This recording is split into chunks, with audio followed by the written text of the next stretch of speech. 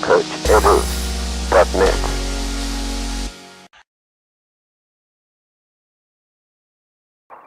Hi, welcome to today's video, and let's check out Genzebe Dibaba's new indoor mile world record and see what there is that we can learn from this. As you can see, right from the start, the pace has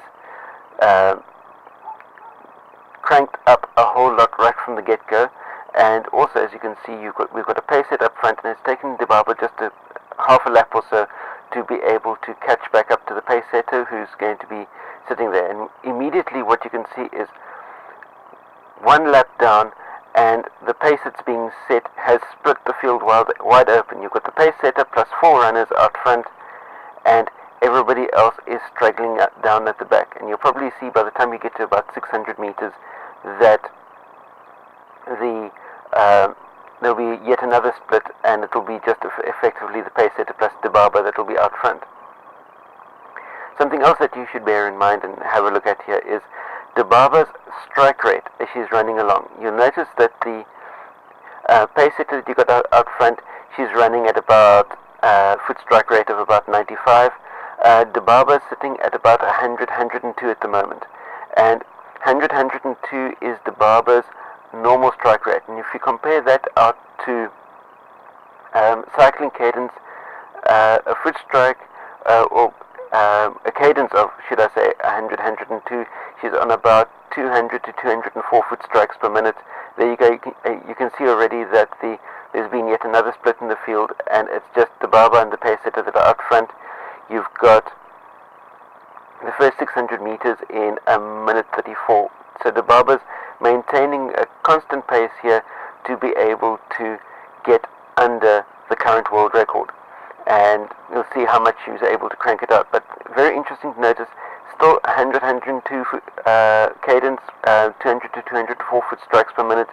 And what I was talking about is when Bradley Wiggins set the world hour record in cycling, he was running at a cadence of 105. So he was cycling at a cadence of 105 there. As you can see, the pace setters swung off after 800 meters, and now for the final 800 meters, it's all Dibaba and cranking up the pace.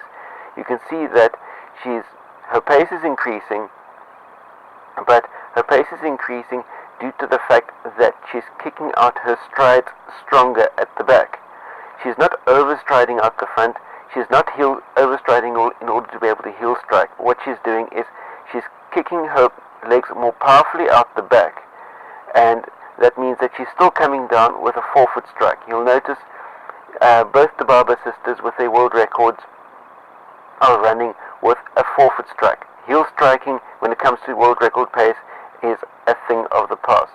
And as you can see here, still running at 102 cadence. As I mentioned, her increase in pace is literally as a result of the fact that she's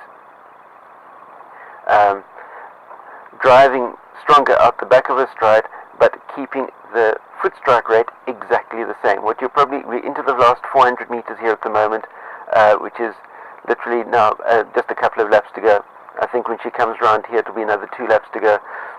But what you can see here is that her foot strike rate is maintaining equal pace, and bearing in mind that the types of records that the Dibaba sisters have been taking down of late were the ones that were set up by the Chinese fully juiced. So the question here is, are the Dibaba sisters running clean? Up at the top here, up at this type of level, it's all about business. Nike pays the Dibaba sisters for results, and the Dibaba sisters, each of them on their own. There we go, end of the race. 4 seconds taken off the world record. And as I was saying, the Dibaba sisters, each of them have generated more income than the Dibaba family collectively has over their collective lifetimes going back. So elite level running at this type of level, it's all about business. And pharmaceuticals gets you that much faster.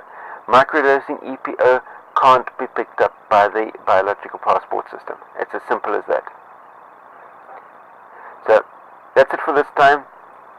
Stay tuned for yet another coach video coming up over the course of the next couple of days.